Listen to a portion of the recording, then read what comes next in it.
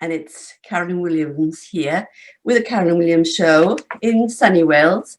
You can see the sun breaking through the curtains there. And I've got a guest who is Wayne Conyers. I don't know if I've pronounced the surname, so he's going to correct me. So over just to you, Conyers. Wayne. It's just Conyers. Conyers. It's just Conyers. Yeah, Conyers, that's all it is and stuff. Hello, Karen, how have you been? I'm good. As in Conyers. Yeah, you call me. It doesn't really matter. I've been called so many things over the years. It kind of all just merges into one. It's funny how names can throw people, because being Welsh, I have the A and the E, R-E, very much there, and the double L and the double Ds. So, of course, when I pronounce things, I have to ask. And I think in your case, thank you very much. No worries. Where are you? Where am I? What, in the world at the moment? I'm currently down in. Well, I was going to say sunny Kent, but it's raining at the moment. It's been doing that quite a lot lately. Sending the sunshine across. Yeah, I've lived in Kent. I think I moved down when I was about 7 years old, and kind of haven't managed to escape the place there since and stuff. And then obviously set business up down in Folkestone, and have been there kind of ever sort of since, really. And currently sat talking to you from Ashford. Does that mean that you know the locals and the footfall? The locals. I guess so. I've done a few random things in my time. I've been a local radio DJ for Academy FM, which is a Folkestone community station, since 2012. So I'd like to think I know the locals. It's very much community driven and stuff. DJ's always been a passion, but community also goes along with that as well and everything. So especially things during COVID and stuff, you know, being a voice on a radio show and stuff. If it just cheers someone up anywhere, no matter where they are, then, you know, it's something positive in the world. So yeah, it's I'd like to think I know the community and the local. I know like the back streets if there's traffic jams, if that helps. But I don't know that. I don't know any of the names of any of the roads. I'm never that observant. I'm glad you said. I hope I make people smile, because you used to make me smile a lot. Oh, thanks. You and I were when you and I were members of Ecademy. Yeah. So I can remember that being as 2010. I think it's a little bit earlier for me. I think it's 2008, I think, around about that kind of stuff. I was doing a lot of blogging. It's funny, really, because I look at the social media world now and I look at it then in its almost objective infancy, really, where everything was fresh and new, and there was a real sense of community, especially with Academy.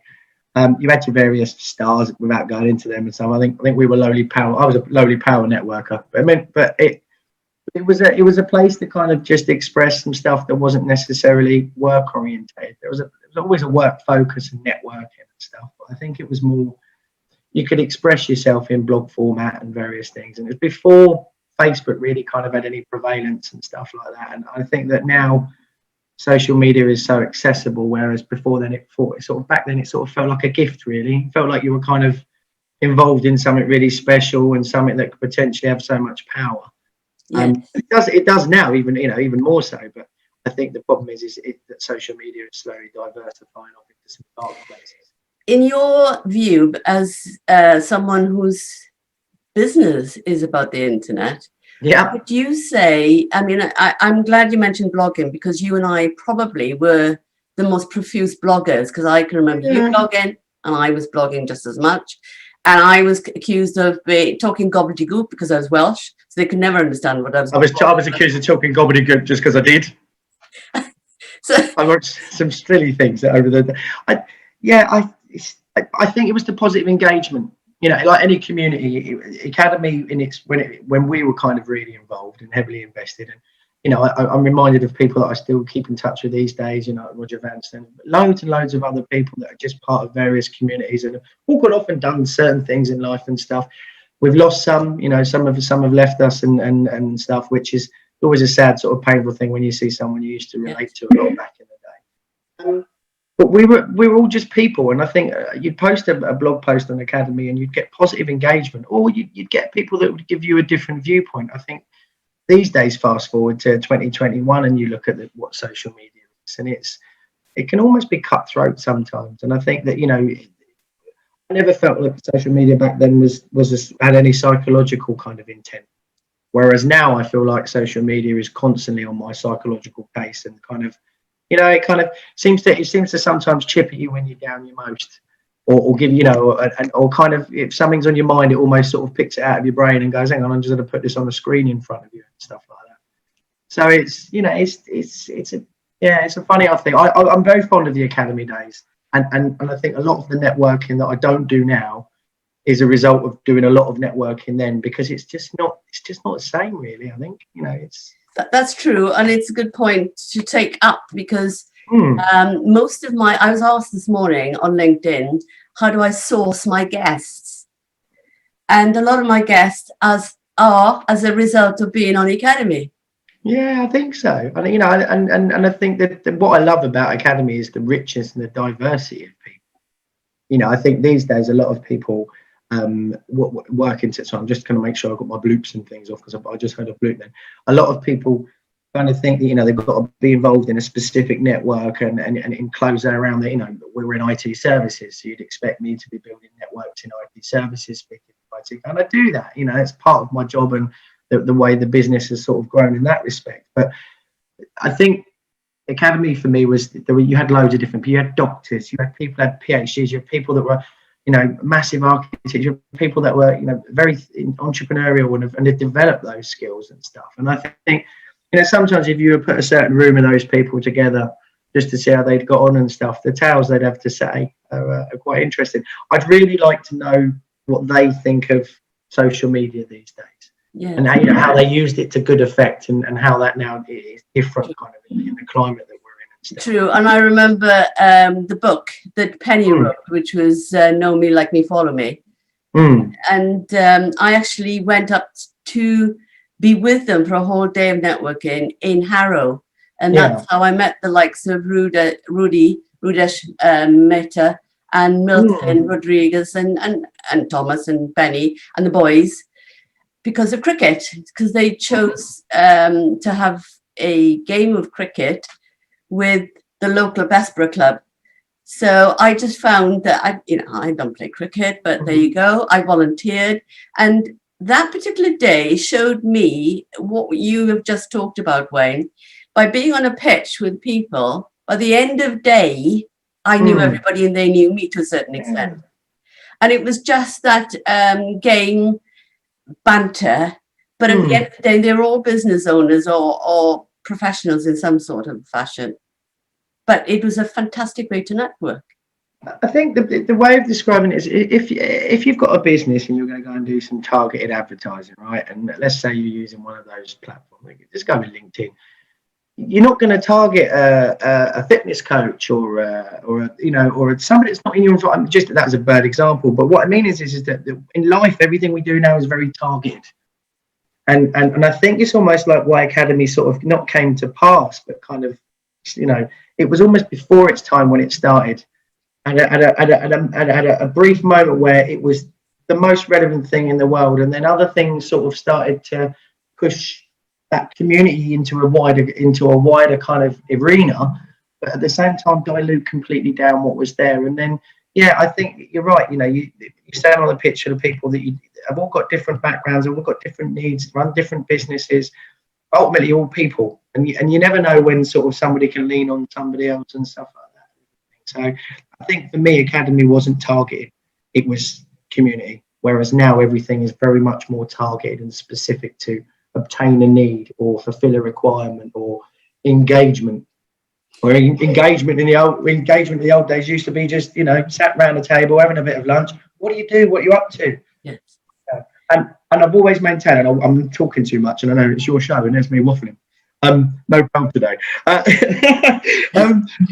I think that's the whole point for me is that I think, you know, especially during times of COVID and stuff, where community has become even more isolated in many cases, is that, you know, let's go and make communities based around not what we do and how we do it, but who we are and why we are. You know, absolutely. I'm glad you said that. Coming back to blogging and writing a book, even I haven't yet, but I might as well, because most of my blogs could become a book. But when you talked about being in Kent, and that particular day I was in Harrow, so I could write a book about the journey which was West Wales, through to Paddington and across into Harrow. And the difference in culture, let alone go to the USA or India or anywhere, was immense. Yeah. And all the way through that journey, I met with kindness, because people were obviously looking at me knowing I was lost. So, they were, you know, you talk about information desk. I was like, oh my God, information desk. But everybody was courteous, and everybody was treating everybody with this kind of, we know you're lost, you're a traveller, this is the way to go. And I love that. I totally agree. I think you just got to find the inner person in a person.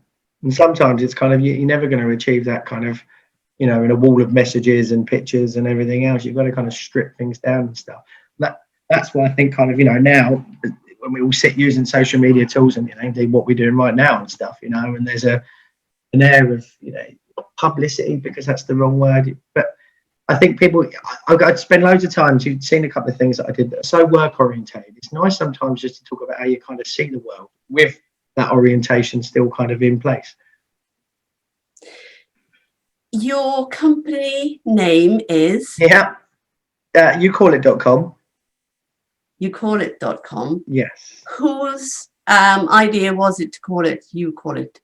Well, it's mine. I have names for lots of things. We've got another thing that's coming up, which is top secret, which will drop later on this year, which is the next stage to the Youcallit kind of, I guess, not life cycle, but the kind of plan.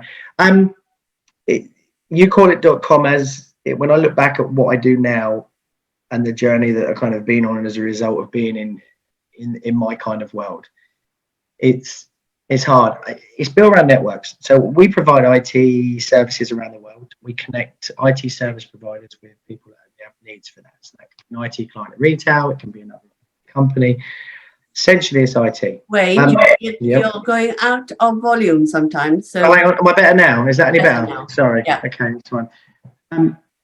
So as an IT business, we provide IT services around the world. It's all about relationships. So, you know, but for me, I find companies that provide services, we put them through a process, we invite them into our network, we then work with clients who have needs for those guys, and then we marry them up, and then we hope in the ideal kind of model that they have a relationship together but use our platform to deliver those services.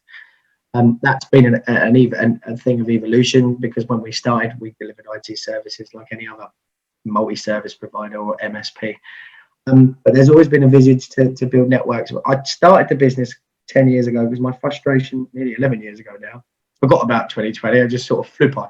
It was our 10-year anniversary.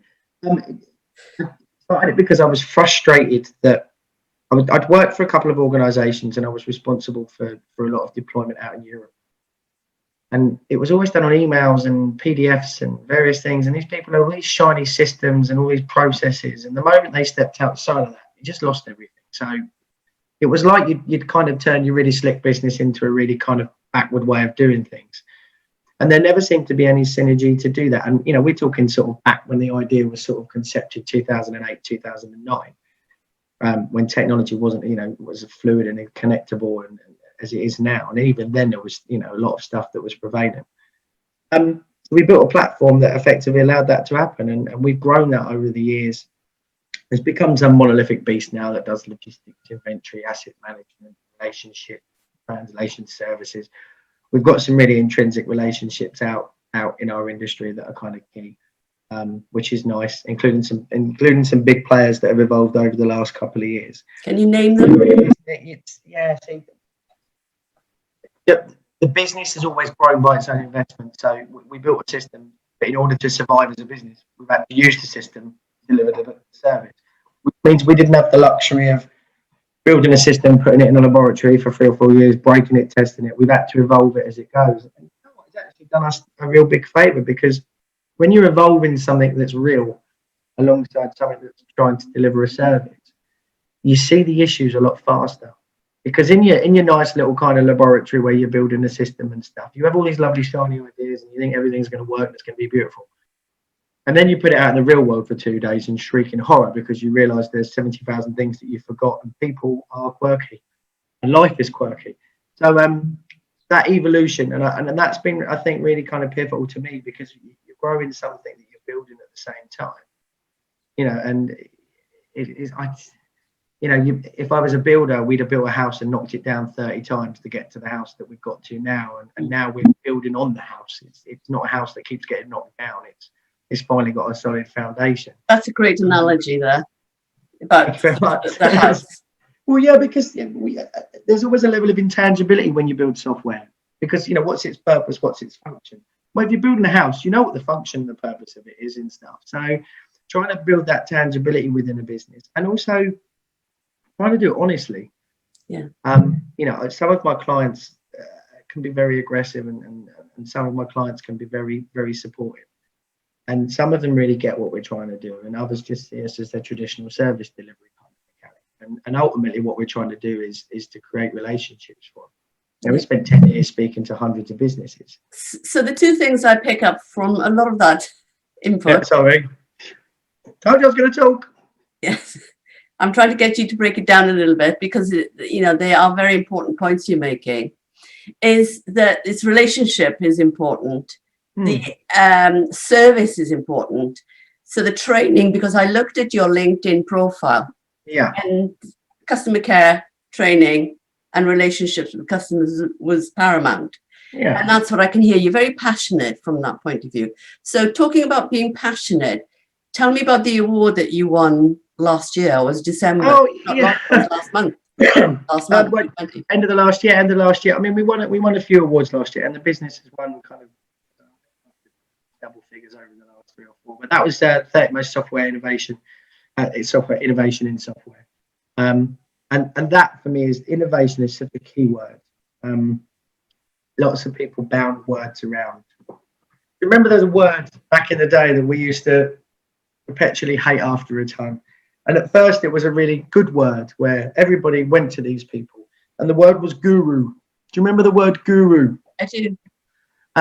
And at the time, guru was kind of a word that was, at first it was kind of really supportive, but it got overused by loads of different people, and it lost its kind of meaning, and then everyone was a guru or, you know, whatever. Innovation. What does it mean? Does it, you know, what does it mean to anybody? If you say something is innovative, you know, what does that describe to me? That describes that it's kind of a little bit forward thinking. It's pushing the boundaries a little bit. You know, it's kind of something that's evolving as opposed to something that's stagnating. You know, you wouldn't bring in an innovative product if you didn't want to sort of bring in change and stuff. So innovation, oh God, let's go cliche. I would say that probably innovation is my biggest motivation. There you go. You can have that one on the strap line, all right? Just don't quote me on that. If anybody that knows me starts quoting that to me in the street, I'll be worried. Not that I'm that popular, by the way. Yeah, it needs to be on the billboard in the tube station. Yeah, well, innovation is my motivation. Yes, and with your name on it. This is Beju on Ecademy. He had a quote that he saw on a billboard coming out through a tube station. I thought that was very clever. Yeah, no, yeah. I mean, yeah, I think, and you know, and I guess to be innovative and to keep that innovation and to keep that drive. And you know, again, you look back at kind of COVID and stuff at the moment, any business that hasn't had to innovate, and I mean base level stuff, you know, if you're a restaurant that never did takeaway service, you've now had to bring in innovation to make your business a takeaway service. If you're a business that relied heavily on one actor of business, you've had to innovate yourself and diversify. Yeah. And I think that's when the real kind of, if you set up a business and you've got that kind of entrepreneurial spirit in you, and that, again, that's a very broad term, because an entrepreneur can be somebody that just makes a little difference in a local community with something tiny. It doesn't have to be somebody that makes millions because they've got great ideas and stuff. You know, being an entrepreneur is it can be something so minor. And I think that's when you're kicking as a business owner. It's the only time I kind of ever feel like I go into not disaster recovery mode, but you can see something that's happening in front of you, and you don't want to wait until you get there and go, oh, damn. So it's that innovation to drive it forward, to get to the next stage. And I guess, yeah, to stay in front, maybe, you know, to stay ahead. There's a little bit of that as well and stuff. So how do you, as a business in Kent, it's Folkestone, am I right, Folkestone? Yeah. Yeah. How do you, as a business there, attract people that will say, they mean something, they say something that's different, and therefore give you an award? How did you get that? Well, the award is it's an international award, so that was actually from a US publication called Bulletin and stuff, and most of our awards come from kind of in industry type thing. It's really weird. I'm very pro community, but I set up a business that has no impact in my community. In that, we don't provide really any services. The business is quite niche, and what it does is very specific. So, to provide local services to businesses and folks, and there isn't really a need for us there, really. We get involved in other ways and stuff. We've supported a few things locally and stuff like that, and obviously support radio station backwards when we can because it's a community station and everything. But it's the bigger picture for me. I think that's always been the frustrating because back when we started, it was a very local network and it was very kind of you knew every, whereas now my network is global. So my network tends to be people in countries around the world. And that's not me kind of going, look at me. It's just that by virtue of the business, I've had to build a network, upscale it from a local and put it into a global environment. Yeah. That's, believe it or not, I was reading and doing some research on that attitude, which is very philosophical. And it means that you are mature in terms of you embrace the globe and the world community. It doesn't mean you're odd. It just means that you've grown. I think people would still debate. There's a few people that would still call me odd. Why not diversify yourself, Karen? We live in one way of life, and we live one way. And every country, and it's funny because we're all humans, but there are different values that are placed on society, and depending on where you live and stuff. And some things have a lot more focus to other. I love the diversity that we have.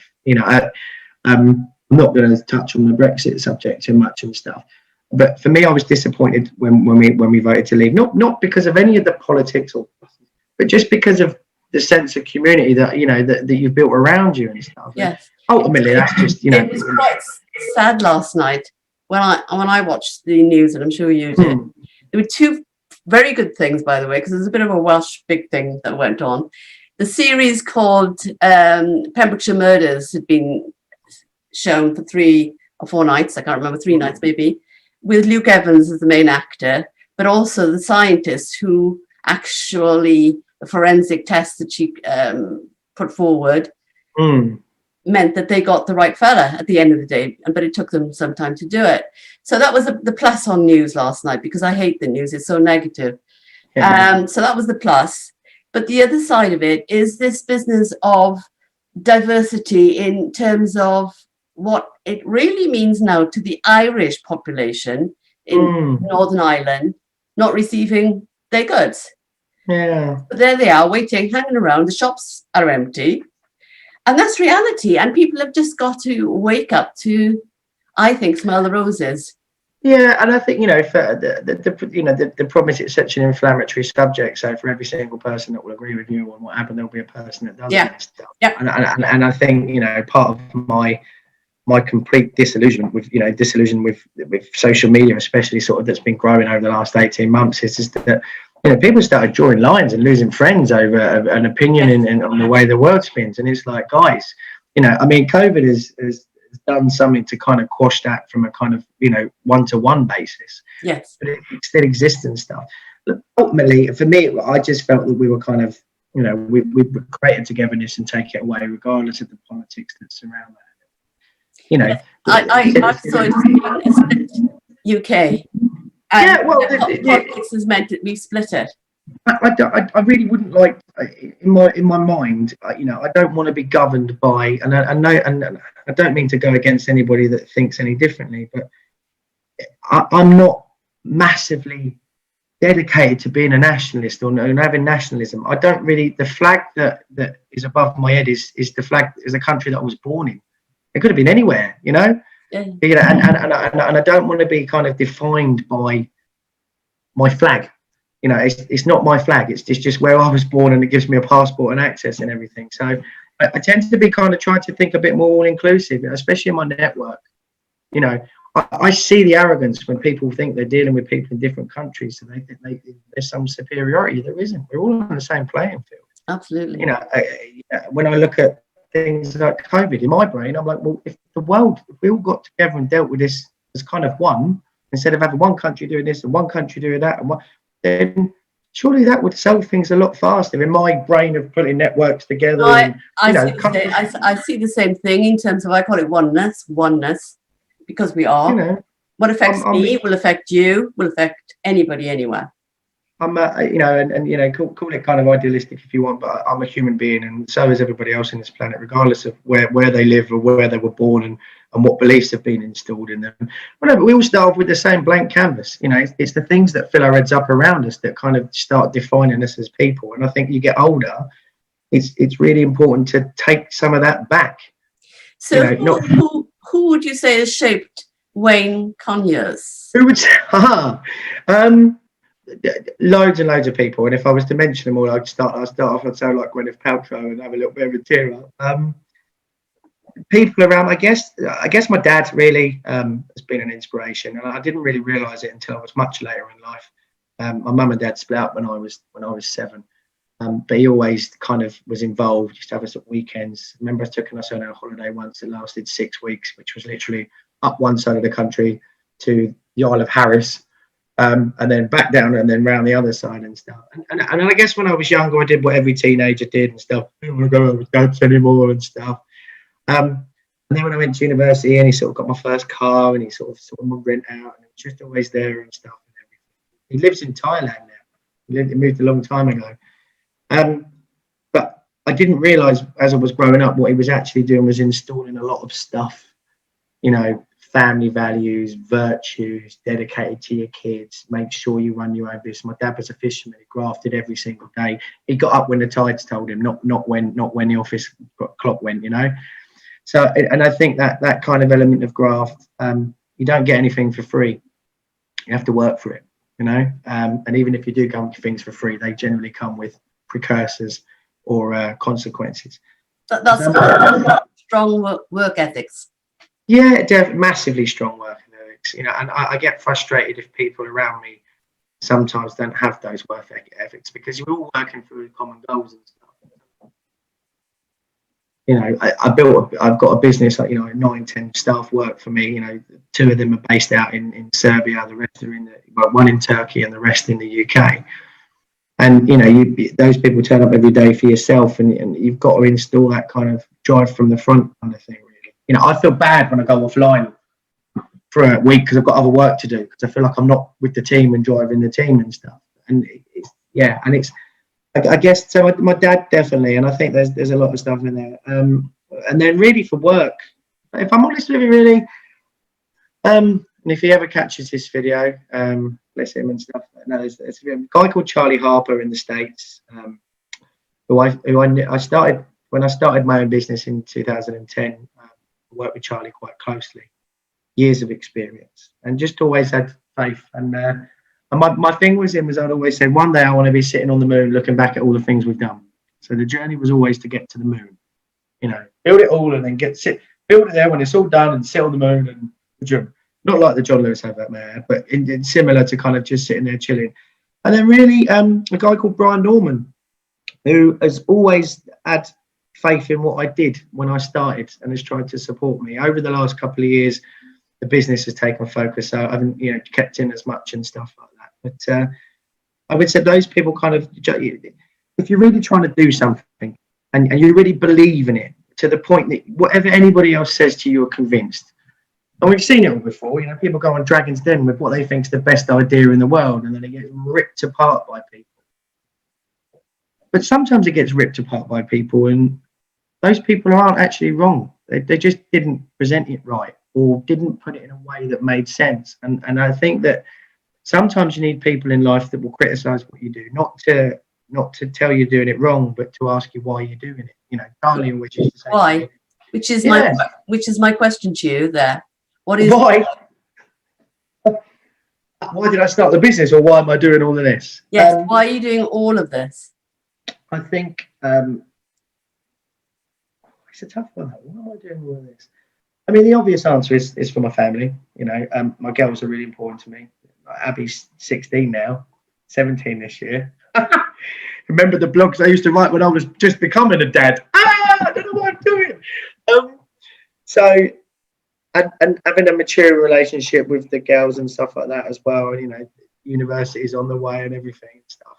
And I kind of, they're a massive driver and will always be kind of the biggest driver. But also, I guess I want to try and change something. You know, I think too many people come into world and do business and follow traditional paths of business, or, you know, maybe they're a bit of an entrepreneurial, they find a niche. You know, I found a niche the moment I was put on this planet. I'm just trying to realize what the niche is. And I think we're there. And I mean, you know, IT services, you know, it's you know, it doesn't always light up the biggest room and stuff, you know, if you go in and say, I'm not a lion tamer or you know, whatever the case may be. But it's for me, I think it's what we've built as a bigger thing, the platform, although it sits in IT, ultimately allows relationships to be formed. And, you know, I've always said what we wanted to achieve was what LinkedIn and Facebook started out to do, but not in an open look at me way, in a very much a close, this is my network, I own my network, I've got relationships and I can use this platform to talk to my network. And that's it. You know, have all those tools that people use on a day-to-day basis, but to put them for good. That's another interesting way. That is another interesting analogy, talking about I want to be like the LinkedIn and the Facebook as a network. Yeah, well, it's not that I want to be like them. If anything, I want to be the opposite of them. I guess it's kind of, if you take two apples, one's poisoned, one's not. You know, they both taste the same, but you don't know until you've eaten them what one is what. Yeah. And I think sometimes social media's got to the stage where it's diluted us down too much as people. You know, one of the things I'll always refer back to is we as people let ourselves get overwhelmed. Yes. You know, and one of the things I did on the talk, let me just get my talk. It's a busy day today, so I tried to delete everything, but the office teams still didn't want to quit on me. So hang on 2 seconds. Sorry, Caroline. It's always professional during these meetings, isn't it, really? We haven't done this in a while. Let me get rid of that. There we go. That's gone. You know, as we're talking, it's worth considering. And I said it then, and I'll say it now. In a day, jot down how many interactions you have with either applications or systems. Then do the same thing, go back to 2000 and ask yourself the same question. And look at all of the extra things that are now part of your life, and your brain now has to filter and settle down. You know, even talking to you, emails, Teams, you know, WhatsApp messages, or whatever the case may be. If I was still on Facebook, there'd be status note updations, LinkedIn to up there. We're all so much more accessible. And I think it's time we started to maybe put some walls up a little bit, maybe streamline some of the way in which we interact with people, because I think we'll all be better for it. That's quality. Yeah, I think we've got to the stage where, you know, we are at the mass market. Everything has got an idea, and innovation. Going back to that, you know, Facebook was innovative, still is. LinkedIn is innovative, but where do you get to that point now? Because now it's like, what's next? What's next? You know, MySpace to Facebook, what's next? You know, music or whatever it was called, has evolved into TikTok now. You know, Instagram has become, you know, what was essentially just pictures on Facebook has evolved into its own product. Twitter now has become, you know, even more. But yeah, it's. I worry a little bit about the human race if we carry on down this path, because I don't think our brains are designed to cope with this much information, on such a consistent level. You know, where's the break? True. So that leads me into something that's really part of what you've arrived at right now on screen. So the whole thing was about TikToking, because you said, you know, I've tried to find out from Wayne what makes him TikTok. Yeah, so that was very social media space. I like what you did there. Yes. The next thing is that when you're very passionate, you're very in your business, you eat and sleep it, it's very obvious to me. So my question to you is, how do you spend your time when you're not working? And how much time do you spend? not work? Well, obviously that's a little bit different because of we're not really allowed to do lots of pieces at the moment. Music is a big. I mean, aside from obviously the family and the kids and stuff, music.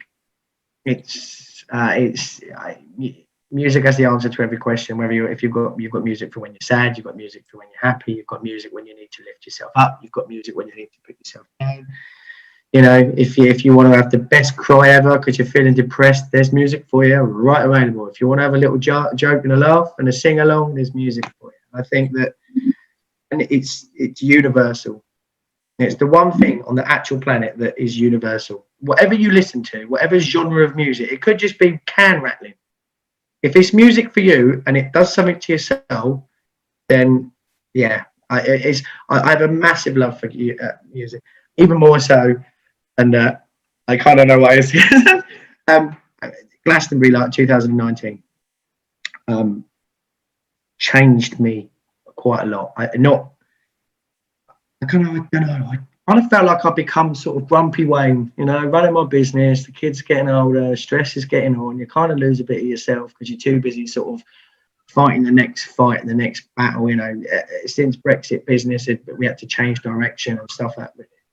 I mean, when it was first announced, and there's always been challenges. And I think when you run a business as well, and I don't discredit anybody that is on a payroll anywhere, the additional layers of stress that you provide yourself. When you take a business from a couple of 100,000 to nearly 2 million in a few years and stuff like that, and you're doing that, not with as a massive company, you're doing that with people that really have the same passion and enthusiasm that you do. They just believe in what you do. So you've got to nurture that, and then you get all those things. So I think music is a place where you kind of just go to. If you've got to do 3 hours of accounts, it's a lot easier if you've got a playlist in your ears. And for me, it's always been a freedom of expression. Glastonbury changed me because you go to a place and there's 120,000 people, and for 5 days those 120,000 people were 200,000 people. I'm just on about that one, in one part of the pyramid, but a couple of 100,000 people all in a place with just one objective. It's like everyone left everything at the door. Yes. Here's all my worries. Here's all my stress. Here's that tax bill I got to sort out when I get back. Here's that chase from the customer that's not happy. But I'm just going to turn my phone off and I'll get back to life. And I just did a little bit more. I wasn't expecting what he did, really. I joke with the kids that I left me there, and the geezer that I found is an old me is still sat there crying somewhere underneath a tree, hoping I'll come back. He ain't coming back. There to again sort of make you feel slightly normal. I had a birthday present, which was a big birthday I had, but it was from my son, and it was to go purely because I'm into music in a big way, like you, which is what we're talking about. Music for me does lift. And as you say, you express through music your emotions far quicker than you would just by saying something. So they knew I liked Jack Savoretti, and I didn't think for one. I'm one of these late comers. Good choice, by the way. Pardon? Good choice, by the way. I like a bit of Savoretti. Yes, purely because of the emotion. Again, you see, he can play anything, any instrument. He plays the piano, plays the guitar, plays the drums, you name it. But he's in it. So I didn't think, back to your two children, I didn't think they were taking any notice of me, this latecomer, enjoying this Jack Savoretti. But my son went and got a ticket for me to go and see him in Tetbury. So it was the Arbon Westbrit outdoors. And it was exactly what you just said about Glastonbury, obviously not as big. But my daughter was with me because I'd broken my hip. So she obviously had to be with me to get a chair, to get this, to get that. She carried the deck chair everywhere. So she had one on one shoulder and the other on the other shoulder. And when we got there, I was so excited, I left her.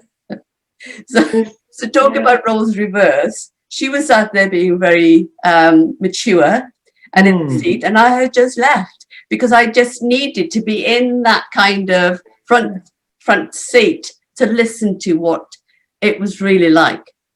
It's just I think also as well as it's kind of don't sweat the small stuff so much. You know, when you stand in a field, and my biggest like worry at the moment, you know, not worry, but you know, with COVID and the way the world is that, like, you know, Glastonbury 2019 didn't happen last year. Probably won't happen. Well, I think it's not happening this year. Is that it might be 2022, and even when we do that, how different? What world are we in now? And standing in a field full of 120,000 people next to one of my best mates, crying my eyes out because it's such a release of emotion. And I still to this day can't actually work out what that was all about. It just, the Mexican wave, it hit me. And I've always said I feed off of people. My energy levels are based around, I've got enough to give, I'll help anybody out. But sometimes you need it back a little bit. And I just felt flat. And within a matter of seconds, you know, maybe 2-3 years worth of stress and kind of not looking after my kind of my mental space, just got wiped out in one hit. It's like, this is brilliant. So yeah, and if anything, it was like completely justified, you know, when my love for music, because I don't know, even when I didn't think I needed it, it was there for me most without me even realizing. So yeah, I think the participants and the actual singers themselves say the same thing. So it's not just the audience; it's the twofold bit. They gravitate. I mean, if you switch it around the other way, if you're on a stage and there's 120,000 people doing a Mexican wave, and how is that going to? You must just feel so much, because it's, you know, you're part of that kind of moment and stuff. Yeah. But it's that energy is just phenomenal for me. So yeah, I think, you know, whatever. It's funny. I always think I know something's up with myself when I stop listening to music for a couple of days. It's always a warning sign for me that music's become too emotive, so I need to stop listening to it because it will trigger me and stuff. I think that's when I know I need to kind of take a step back and do some sort of self-care. But they're usually signals that you take note of. So where would you say your happiest being? Where we're happiest being? Well, do you know, I don't really know the answer to that question at the moment, because this year has been last year has been a very kind of strange 12 months for me.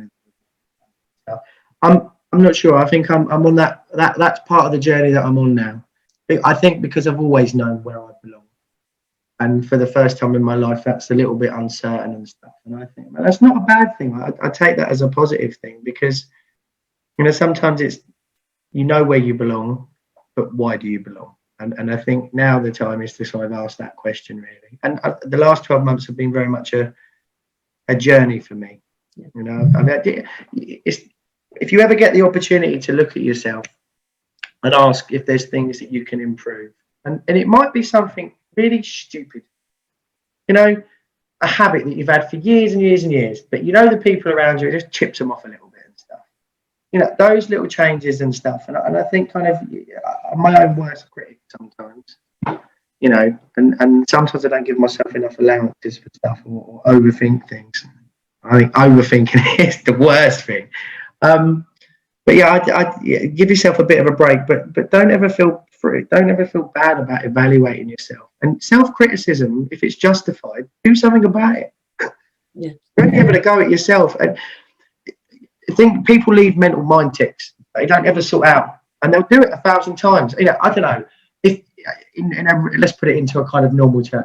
If you've got a drawer that is slightly dodgy when you open it every morning to get your spoon out for your cup of tea, and you put up with it for 5 years, and it would have taken half an hour out of your time to fix it.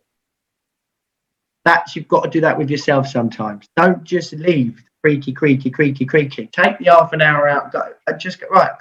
And it's the tiniest little thing, but 10 of those, they rack up to big things and big problems. Yeah. I kind of chip them off as they happen and stuff, you know. You draw squeak free. Creating solutions and doing them. So we call that call to action, and you do the action. Does you mentioned that you play music, so where did you say I'm a DJ? I'm a DJ. So I present so this evening, off the back of the calls we've got today, I do a live dance show, 7 to 9 p.m. on our. And where is this? That's at Folkestone. That's on Academy FM, Folkestone. It's available online. As so well. Do you feel there's more of a Wayne in that kind of environment? Definitely. I think that's my. got into radio in 2012 after skipping fairly quickly, but obviously I made an appearance on a game show and stuff. And then I had a bit more time in my life whilst I was running my business. I started doing radio because I'd done it at university. It was kind of an itch that I needed to scratch and stuff. And I just started doing it, and it just became a creative release. You know, you always have to be creative in your business and think about ideas, and there's daily problems that come in and stuff. It was nice to go to radio and do 2 or 3 hours of just talking rubbish. Well, not rubbish, but just, you know, no, I enjoy it very much. Entertaining. Yeah, and I, you know, I always laugh at myself because sometimes it's me in a room on my own talking.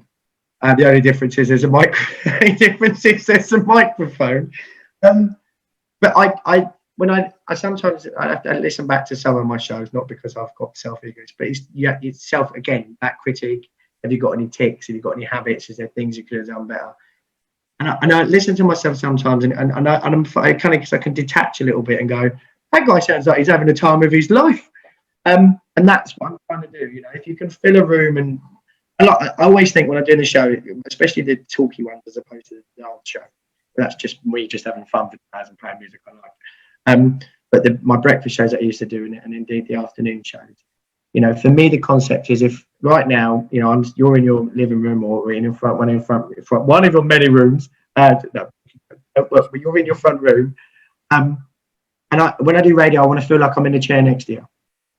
That's what I'm trying to achieve, and that's purely because, you know, I think you never know who's listening, you know, and you don't know what that radio might mean to one person. And if 10,000 people are listening, but one person is hanging on to it. A guy came up to me a few years back. We were on an outside broadcast, and he was like, I listened to all your shows. I've recorded a few of them, and he's like, you're really funny. And he's an old guy. And it was like, never, ever, ever, ever. I say an old guy, I'm an old guy now. Never, ever forget that, you know, when you do something, it might not be visible what the results are, not for a long time, if ever. But if you're doing it because you believe in it, just bloody go and do it. You don't do things for praise. You know, it's nice to get a pat on the head. It's nice if someone tells you, I appreciate the things you do for me, and I value you because you value me. But you don't go out to just be valued. You know, it's just self-perpetuating. Yeah, you're enjoying yourself, and that's something that exactly. I value you, which was why I wanted you on my show. I do believe you've made a difference, and you're still making a difference. And you've just hit on at the very last moment something that I value more than anything, and that's giving to a community, something that is about connecting. And there are so many people through COVID who are struggling because of mental ill health, or because of lack of friends, or because of circumstances that they're away from people, because they live out in the, you know, there's so many people living rurally, a bit like farmers, as it were. Of course, yeah. You know, there is a need for somebody like a Wayne Conyers to get on and do his thing and do a live show. Thank you. It's something I'd love to do more, you know, and I mean, even as a business, we're limited to what we could do. I did ask the guys to offer some support, you know, just get on the local groups, and if there was anybody that had problems connecting to the net, you know, we've got mums and dads and IT bods around that are experiencing the same problem and stuff. But yeah, you're limited. I'd love to do more, you know, and I think part of my kind of plan in my own brain is, you know, once I get the business realised to where it needs to be and pass it on to somebody else to take it to wherever it needs to go to, you know, that will give me more time to sort of commit into the, you know, into the community and stuff. Ultimately, the place where you live is the best place you've got, and if the people around you are all on the kind of up, then you feel it too, really. You know, life right now is crazy, and I feel so much sort of sorry for people that are in situations of isolation. Which is part of why I enjoy doing my show, and it's part of why I'm asking people like yourself to be seen.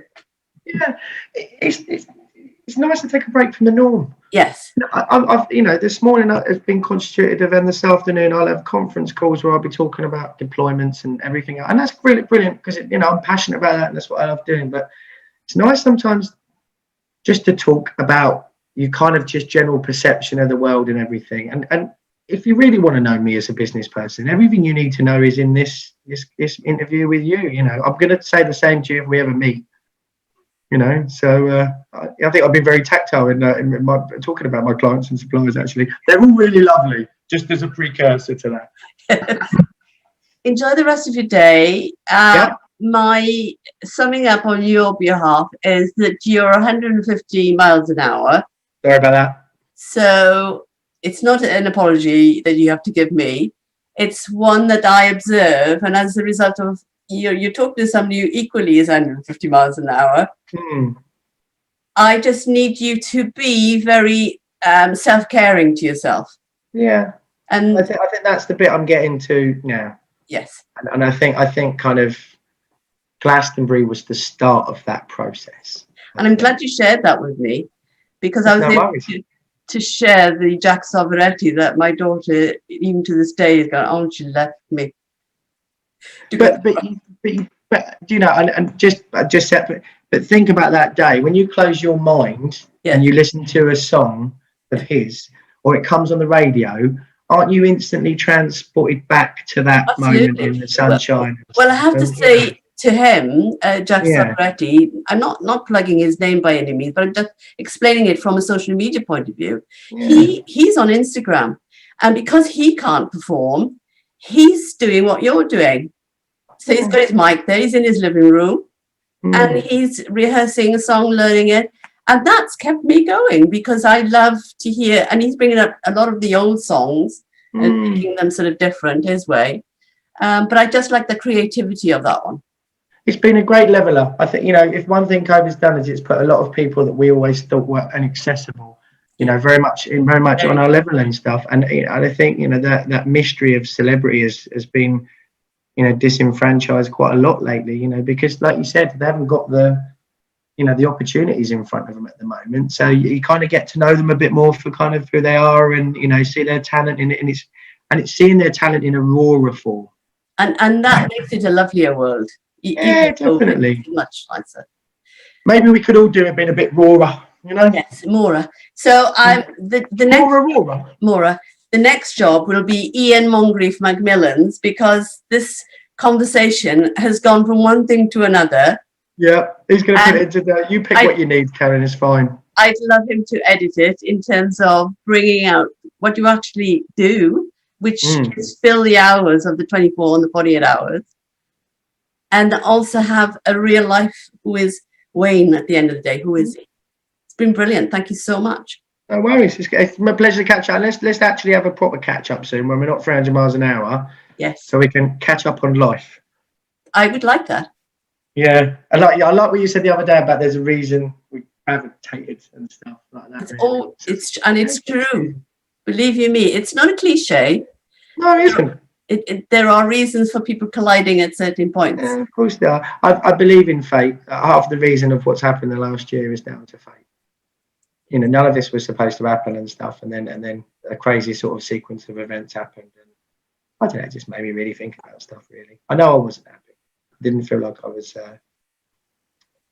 getting love back, and I'm a very emotive person, and I felt like it was getting to the stage where asking for it was a crime, and it's kind of like, and that was a breakdown in communications and stuff. And I think the problem is we've got at the moment is hindsight. You know, we both still get on really well, me and Lisa. We're both still talking about it. I think she probably would like me to come back, even though that only became apparent in the last couple of weeks when it was apparent that I'd gone somewhere else and stuff. And then you get into that whole psychology of women and life, and, you know, blah blah blah, and then try not to be an arsehole, because it's really important. You know, I'm not trying to make anybody feel good. I don't want somebody to feel sad because of my happiness. You know, it's like you shouldn't. In order for you to be happy, you shouldn't have to kill somebody on the way out. You know, but you also have to celebrate what you created. I do every day as a unit. Definitely. And you look at it in terms of that doesn't stop. You still go on and celebrate that. Yeah, so if you look at it as a celebration and not a sadness, I do. Not out of doing wrong or doing anything different, then it changes. I think, and you said it earlier on, you know, self-care. There was a song earlier on in the year that I listened to. I think one of the lines is like, know your worth. Yes. And I think that's a really important phrase. You just know your worth. And you don't ever know your real value, you know. And also the thing that, you know, whenever you look at every single person that knows you has a completely different version of you to everybody else. Yeah. And I think that's really important, because it means that to some people you're a complete legend, to other people you're a complete arsehole. You can't change that, you know. And you might have been an arsehole without even realising. You might have gone and got your car serviced, and the person behind the garage, you've had a shit day. So now every time they see you, they think you're a complete knob. You know, when you're walking down the street doing your supermarket, there's that knob that comes in the shop all the time. From one encounter. So it's I'm really conscious of know your worth, and accept that every single person that you ever meet in life will always have a different view of you to everybody else. There's a song to be written there. It sure is, yeah. We'll get on a 2021 collab. Right, I look forward to another time when we get together. Yeah, definitely. So yeah, I've got to get back to stuff. It's been lovely talking to you, honestly, and good luck with this all as well. I'm really proud of what you're doing. I love it. I love the fact that you've never sat still either. I didn't hear you. I said I love the fact you've never sat still either, even when you had to. Yes. True. Nice one, Carolyn. I'll speak to you soon. Thank you. Bye-bye. Take care. Bye. Bye-bye. Bye. Bye.